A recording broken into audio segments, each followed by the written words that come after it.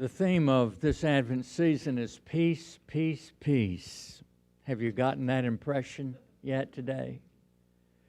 In Isaiah's vision of the coming Messiah, he wrote, and I can almost hear Handel's Messiah, "For unto us a child is born, unto us a son is given, and his name will be called Wonderful Counselor, Mighty God, Everlasting Father, and yes, Prince of Peace."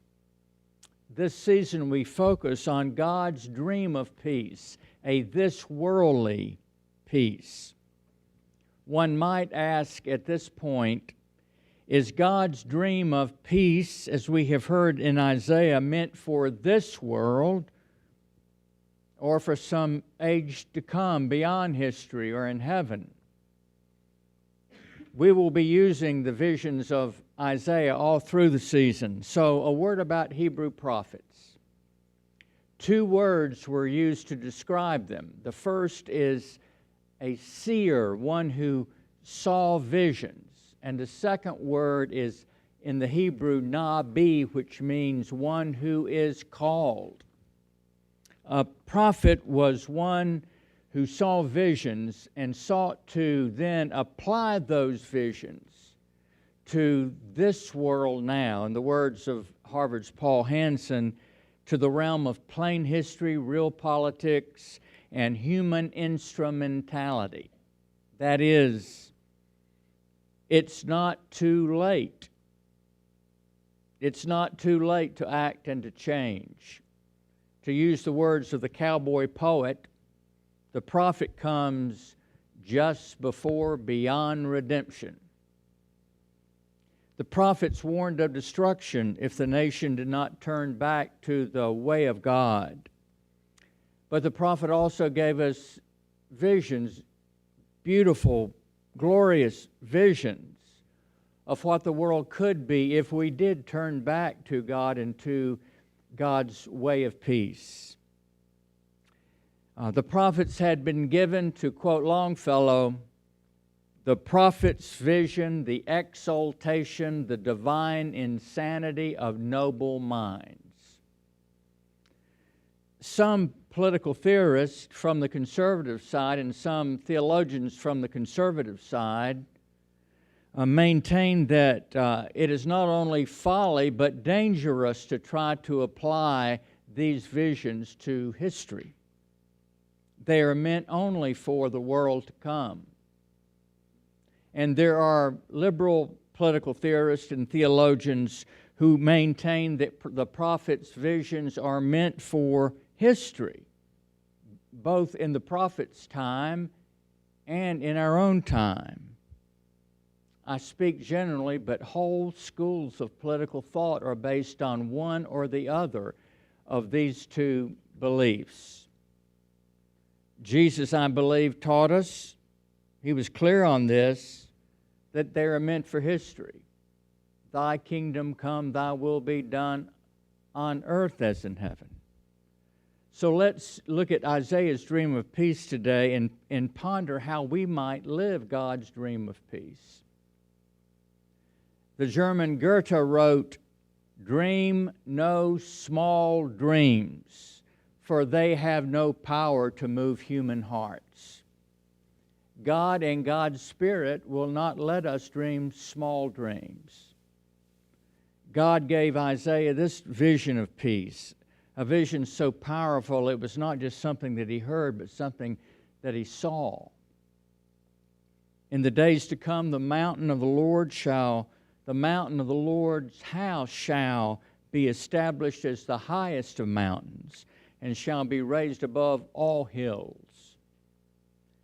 Jerusalem itself is set atop a tall, steep mountain, but in the vision it will become the Himalaya of God, where God will teach all peoples and all nations the way of peace.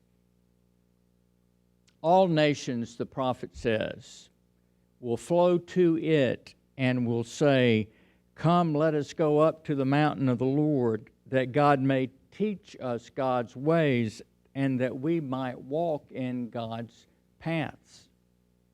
God is the teacher here. And this is God's universal vision. All peoples, all nations, people of all religions, flowing up that mountain, seeking to learn the things that make for peace. In my study of world religions, Judaism, Christianity, Islam, Hinduism, and Buddhism, I have discovered a wisdom tradition of peace that is remarkably similar in all of these religions. God, the teacher, is the teacher of the whole wide world and is teaching still.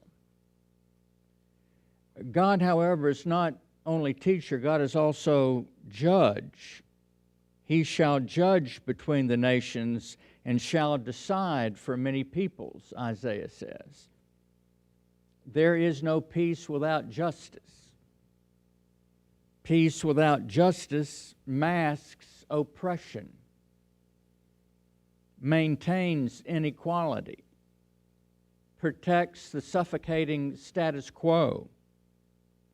But justice upsets the evil equilibrium of injustice. And what will be the outcome of justice, true justice, a justice mixed always with compassion? And they shall beat their swords into plowshares and their spears into pruning hooks. It is an altogether beautiful and compelling image, a vision of what could be if we follow God the teacher.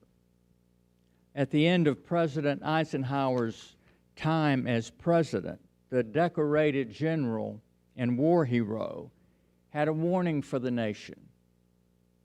On January 17, 1961, the president offered this dire warning about a threat to our democratic government. He called it the military-industrial complex. The combination of big money, the military, and the defense industry that he said could endanger our democracy. The arms race, he said, would take money from the needs of the nation, like hospitals and schools. He said, we must learn how to compose differences not with arms, but with intellect and decent purpose. 50 years later, we have no less need to worry. Our continuous wars since then have cost thousands of lives and trillions of dollars, dollars that could have been invested in things to improve the lives of Americans. Any significant change in these priorities will bring great opposition from the military-industrial corporate complex and those who profit from it. The conventional wisdom is that the Soviet Union fell in part because of the costs of the arms race and what it did to their economy. Should this be a warning to us? Swords into plowshares, spears into pruning hooks, stealth bombers into plowshares, howitzers into hospitals. Our farmers, the custodians of our land, are suffering while the military-industrial corporate complex grows and grows. Nobody is going bankrupt with defense contracts. When does a mania to be strong become a weakness? Sean Claiborne, an evangelical writer and activist, and his friend Mike Martin, a blacksmith, are now traveling around the country, putting Isaiah's vision into practice. Everywhere they go, they set up a forge and literally beat guns into farming and gardening tools. It is a protest against the gun violence afflicting our nation. And the goal is not just to transform metal, but to transform hearts. And that is the purpose of Isaiah's vision for us today, to transform hearts. Last year, in conjunction with Protest Easy Guns, an organization around the country, some of us were part of a interfaith lie-in as a witness to Isaiah's vision of peace. Our country, enthralled to the National Rifle Association, refused, even in the face of mass shootings, a horror after horror, to vote on any common sense gun reform that the nation says it wants. So let me move to the personal realm. Our thoughts and our tongues can become weapons. I remember an old cartoon of a cocktail party. Instead of people's heads on top of the bodies holding cocktails are pistols, aiming words at each other and others. You may have heard the story about the town gossip walking down the street with her mouth shut. She was arrested for carrying a concealed weapon. Jesus said that the commandment against murder should be applied to our angry, assaultive words. One such kind of talk is sarcasm. Do you know that sarcasm literally means to tear the flesh? We make our clever jokes while our words bludgeon each other. I have learned hard lessons over the years to excise all sarcasm from my sermons. The writer of James calls the tongue a restless evil, full of deadly poison. We can become verbal arsonists. So Paul gives us 3 criteria for our speech.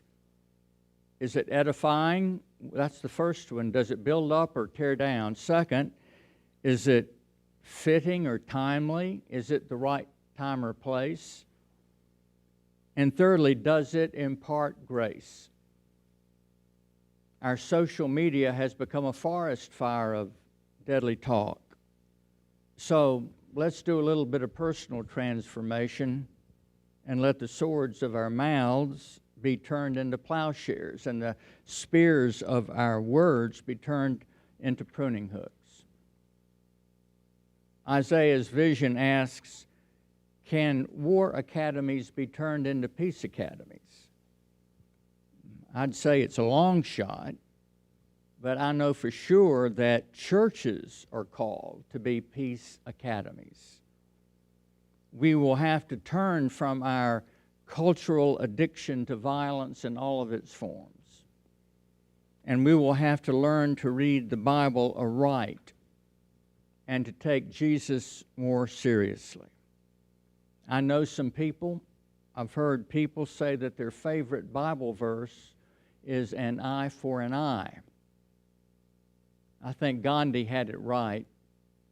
An eye for an eye turns the whole world blind. So what are some ways that we can be a peace academy? I think co-hosting the community interfaith Thanksgiving service is one. I think we can promote ways of resolving conflicts peacefully. We can learn peaceable ways of living with people who are very different from us. And we can, with God's Spirit, discover that place of peace deep within us and live from that place. Do you remember the song from the 60s? I'm going to lay down my sword and shield down by the riverside, down by the riverside, down by the riverside. There's surely some of you that old here in the church.